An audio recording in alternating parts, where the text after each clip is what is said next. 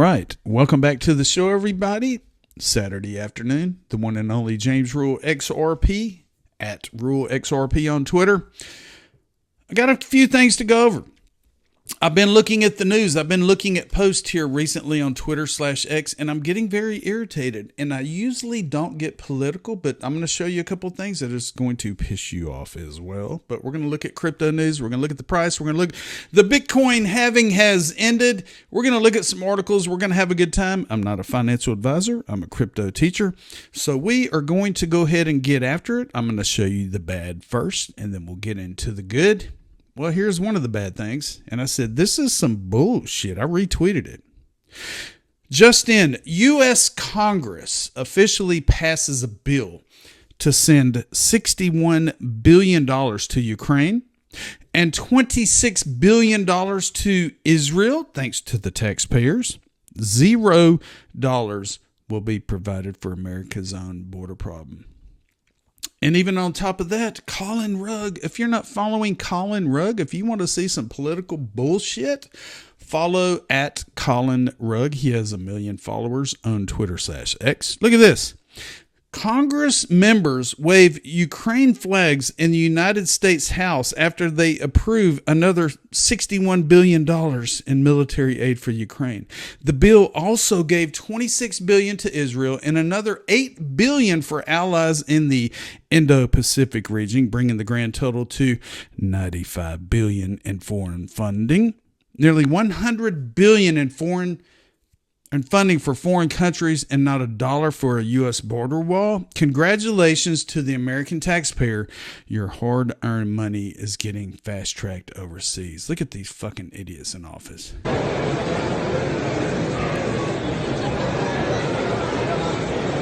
I mean, enough is enough. The elections can't get here quick enough. All right, let's get positive. This episode is sponsored by ELLIPAL. ELLIPAL is an air-gapped wallet. It creates your wallets on the blockchain. It creates seed phrases, recovery phrases for you to write down and lock up. It's 100% safe. I have these type of wallets because I am a long-term holder/hodler, and it keeps my cryptocurrency perfectly safe on the blockchain. Click on the link below. They're currently giving away Bitcoin when you purchase one of these items. Tell them James Rule XRP sent you by. Let's take a look at the numbers.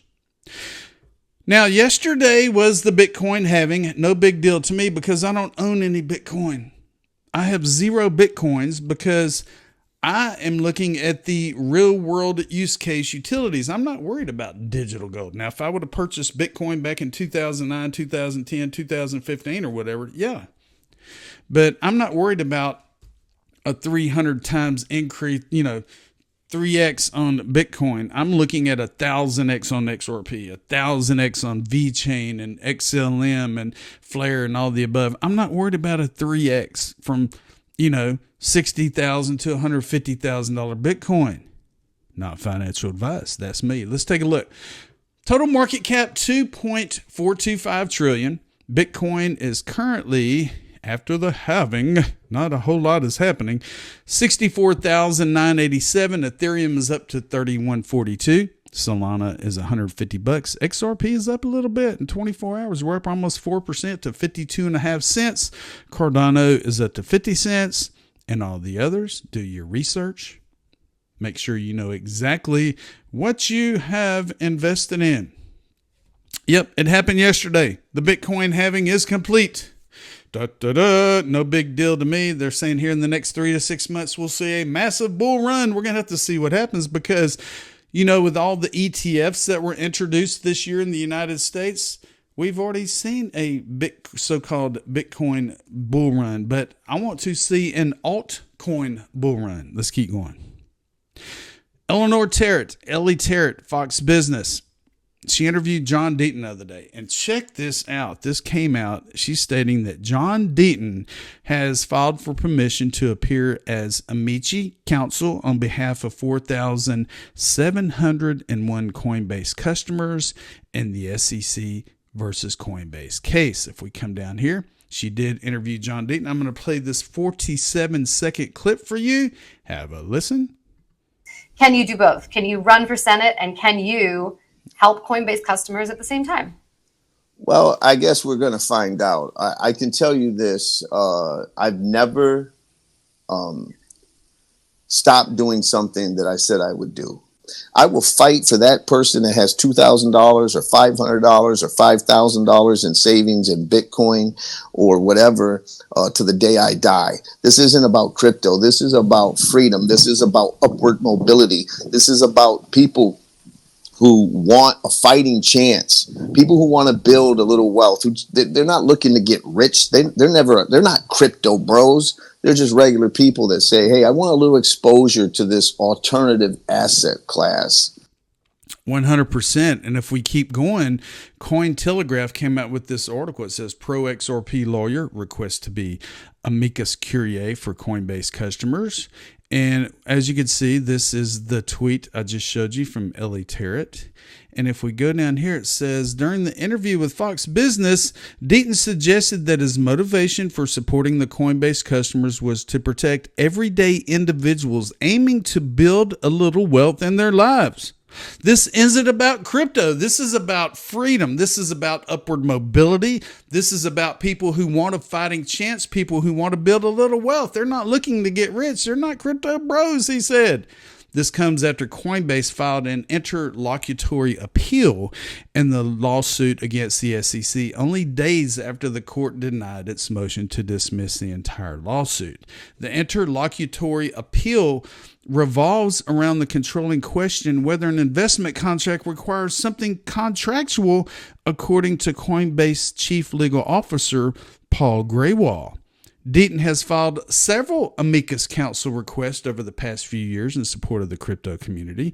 In September of 2023, he submitted his notice of appearance as a friend of the court in the Library versus SEC lawsuit. Most notably, though, was in 2021 when Deaton filed an amicus brief on behalf of over 6,000 XRP holders in the lawsuit between the SEC and Ripple. And that number went up into the 70-something thousand amount. In more recent news, Deaton has been campaigning for a Senate position, aiming to secure the seat currently held by crypto skeptic Senator Elizabeth Lizard Warren. On April the 15th, Cointelegraph reported that Deaton outraised Senator Warren over the first quarter of the year for his bid to seize the senator spot, bankrolling $1.36 million compared to Warren's $1.09 million. It comes just over a month after Deaton told his 324,000 followers on X that he invested $500,000 of his own money into the Senate campaign. However, he called on his followers to help raise an additional $500,000. And I contributed to John Deaton's campaign 3 times. I hope he kicks Elizabeth Warren in the ass. I'm in Texas. He's in Massachusetts, but that's okay. This is John Deaton for Senate. You can donate. You can donate crypto. You can sign up for a newsletter. If you live outside of the United States, you can get John Deaton's amazing book on Amazon. And talking about books, my fellow YouTuber Tony Edward, Thinking Crypto, yesterday released a book called Rethinking Crypto. He states here that the book covers why FTX was not the ethos of crypto, the regulatory battles against crypto, the SEC versus Ripple, Grayscale versus the SEC, Operation Choke Point 2.0, etc., the Bitcoin ETF race led by BlackRock, what the future of crypto looks like, tokenization, token economy, NFTs, CBDCs, and more, the do's and don'ts of investing in crypto, and why I believe the American dream can be saved with crypto and blockchain tech. I ordered the book on Amazon yesterday. I'll leave a link to it below. Check it out. Thank you very much, Tony Edwards, Thinking Crypto on YouTube.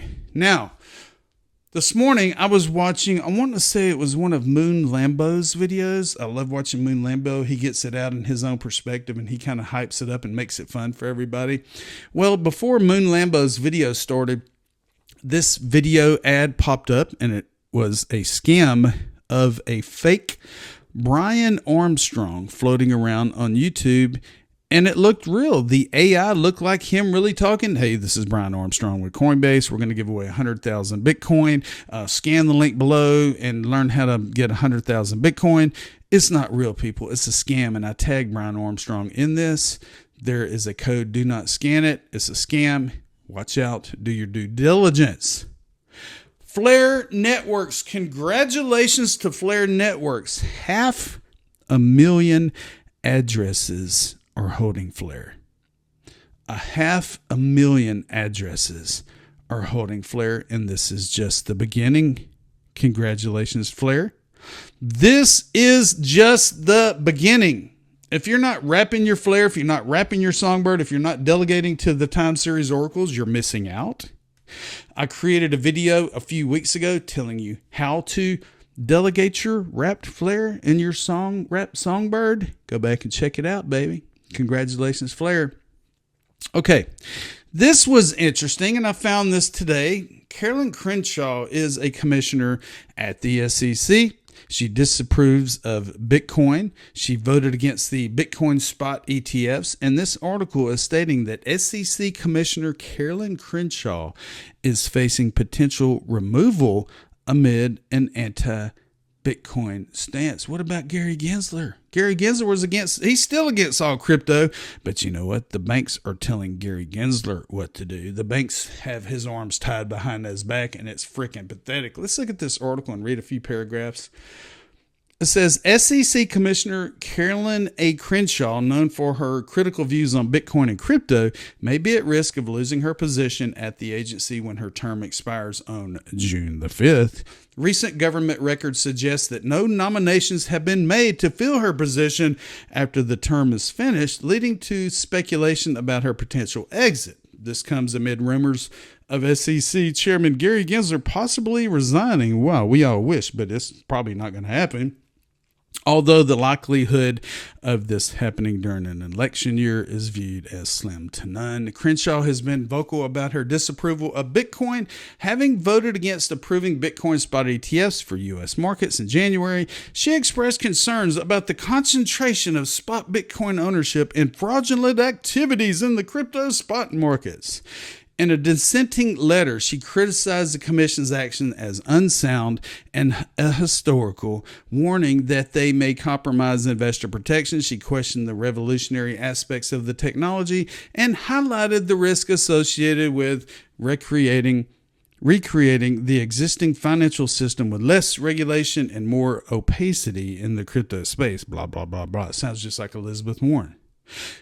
The potential exit of Commissioner Crenshaw could have significant implications for the regulatory landscape of the crypto industry. Her critical stance on Bitcoin and crypto contrasts with that of some of her colleagues, such as Commissioner Hester Peirce, known as Crypto Mom, who has been more supportive of innovative technologies like blockchain and cryptocurrencies. Crenshaw's departure could pave the way for a shift in the SEC's approach to regulating digital assets and could impact future decisions on crypto-related matters.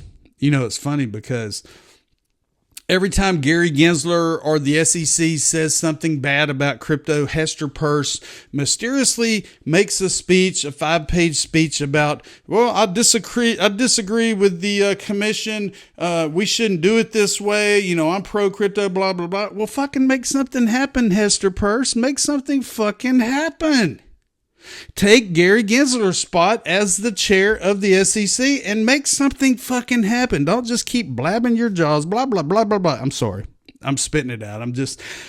It just irks me when a commissioner at the SEC bashes her own commission and then nothing happens, and she's just trying to put the icing on top of the cake, trying to make it look good because the banks are paying all of them under the table, including Hester Peirce, getting paid off by the banks.